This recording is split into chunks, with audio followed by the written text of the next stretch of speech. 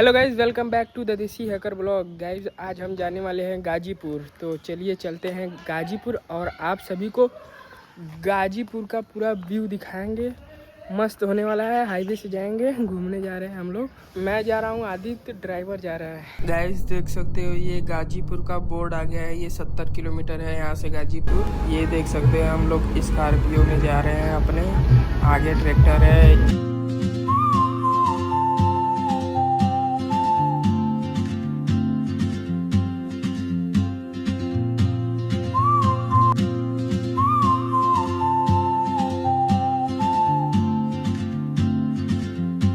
Guys हम लोग गाजीपुर जा रहे हैं, बहुत ही मजा आ रहा है। हम लोग जा रहे हैं, 3-4 लोग हैं भाई लोग।